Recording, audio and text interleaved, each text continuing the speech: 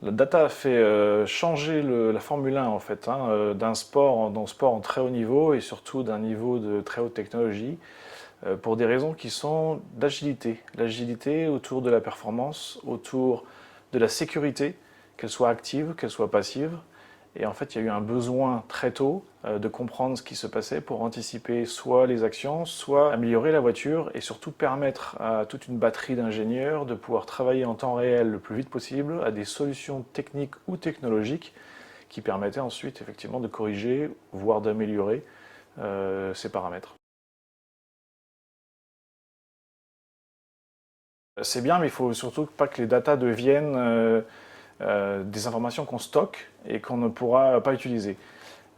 La visualisation des datas est clé. Et en même temps, il y a des limites physiques humaines, notamment pour l'homme, entre ce qu'on voit, ce qu'on comprend et la décision qui peut en résulter. L'idée, c'est quand même toujours de réduire au maximum. Pour vous donner un exemple, il y a de plus en plus en F1 de control rooms, c'est-à-dire des salles d'opération qui sont basées dans les écuries, donc qui sont sur place.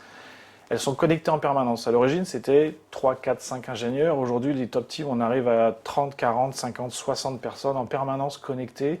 C'est comme une salle de contrôle de la NASA. C'est-à-dire, vous avez des écrans partout. Il y a un moment, on a tellement d'informations qui arrivent sur les écrans qu'on n'arrive plus humainement à les digérer. Sur les dernières salles de contrôle en F1, aujourd'hui, l'intelligence artificielle est arrivée parce qu'en fait, c'est le seul moyen de pouvoir traiter toutes les informations et de pouvoir simplement filtrer déjà, pour aider la décision, l'information qui va être visualisée sur les écrans. On a trop de data, en fait, tue la data. Alors les pilotes de Formule 1 sont effectivement formés à la data parce qu'aujourd'hui ça fait partie intégrante de leur performance en tant que pilote.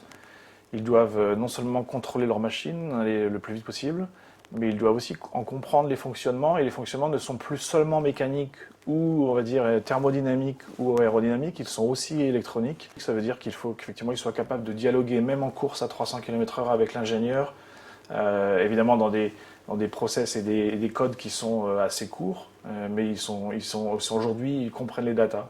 Partie intégrante aussi de leur performance, c'est de passer du temps avec les ingénieurs quand ils ne sont pas dans la voiture, pour comprendre ce que la voiture a fait, et eux peuvent seulement retranscrire ce qu'ils ont ressenti afin de pouvoir faire évoluer la voiture.